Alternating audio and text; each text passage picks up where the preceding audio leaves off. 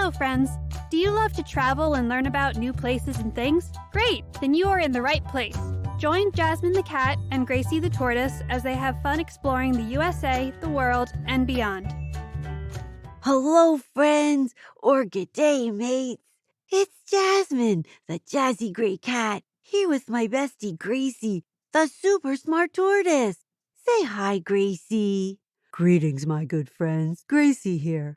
I'm so glad you joined us today as we continue our exploration of Australia, the land down under. Gracie, I like how Aussies talk. It's English, but different. That's right. Australians speak English, but it's Australian English, just like we speak American English, and then there's the English spoken in the British Isles. But Gracie, why is the same language different? Sometimes I get confused because words mean different things in different countries. Like in England and Australia, they call cookies biscuits. In the United States, biscuits are more like rolls or bread. You're talking about slang. Slang is words and phrases that are used by a particular group. Another example is nappies, which we call diapers.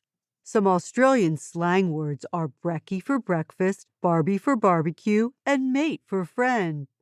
Those are great ones. And two of my faves are crikey for surprise and cake hole for mouth. That one is so funny. Of course, we can't forget roo for kangaroo. Now that we can speak Aussie, let's explore more of New South Wales and head to the Blue Mountains. Gracie, I'm so disappointed. Why, Jasmine? These mountains aren't blue. They're green. You're right, my dear. They get the name the Blue Mountains from the blue haze that is seen around them when viewing the mountains from the distance. Oh, I guess that makes sense, but I really wanted to see blue mountains. What will we see here?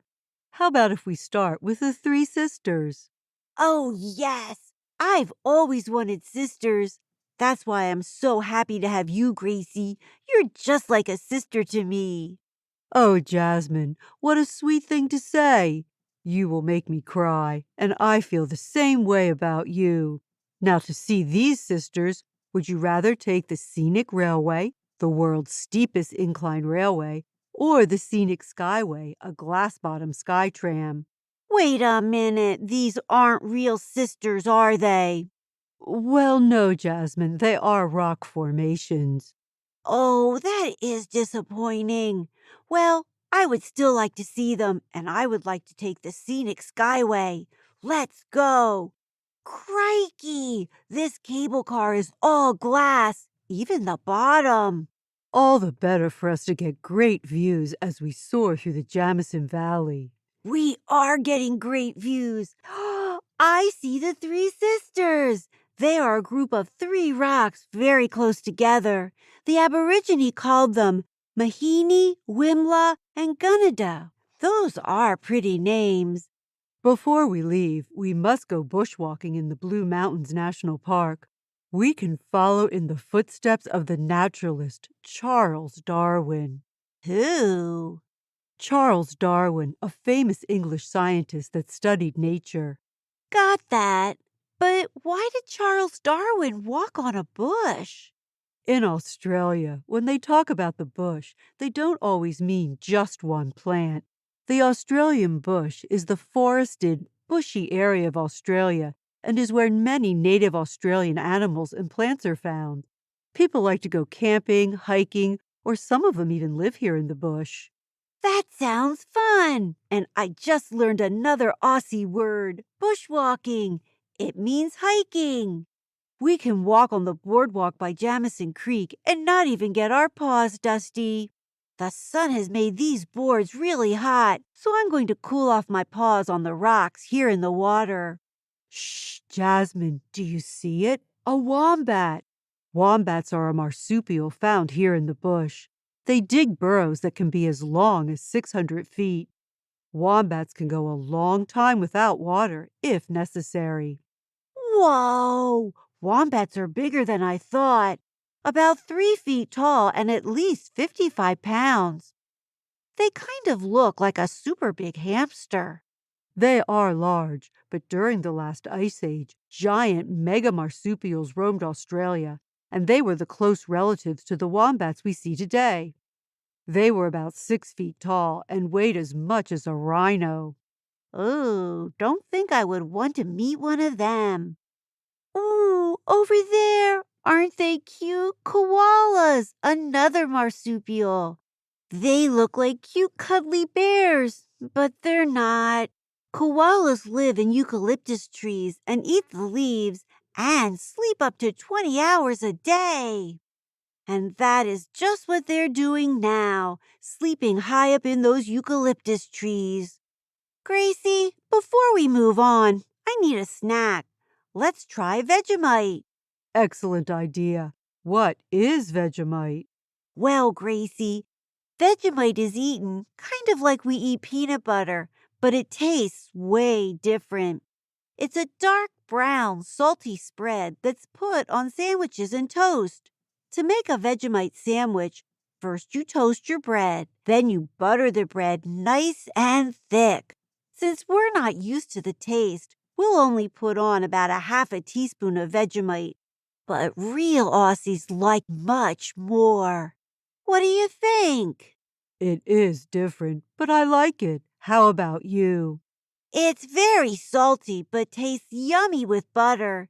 Now that I have my energy back, where are we off to next? Now we're heading for the Outback. This part of Australia is in the center of the country and is made up of 10 deserts as well as some savannas and woodlands. While the deserts are hot and dry, other parts of the Outback can get up to 20 inches of rain in some years, but then other years there can be none. Because of this, not too many people like to live here. Did you know that out here in the Outback is the only known fossilized dinosaur stampede in the world? Thousands of footprints were found in Lark Quarry Conservation Park. The footprints show about 150 two-legged dinosaurs escaping a much larger predator. I sure hope they all escape. While lizards, snakes, roos, saltwater crocodiles, dingoes, wombats, and koalas live in the outback, so do camels. Over 1 million. Camels are not Australian animals and were brought here because they were used to do work. Now, are we really here just to look at an old rock? It's more than just a rock, Jasmine. Prepare to be impressed. Crikeys! I see it. You're right. It is ginormous. I am so glad we're here in the evening to watch the sunset. Words cannot express the silent beauty of this place. But we're going to try, right? We certainly are. This is Uluru, or Ayers Rock, as it is sometimes called. It has been home to Aboriginal Australians for 68,000 years. This rock is made from sandstone and has a brown color during the day, but as we can see, the color changes when the sun is shining on it.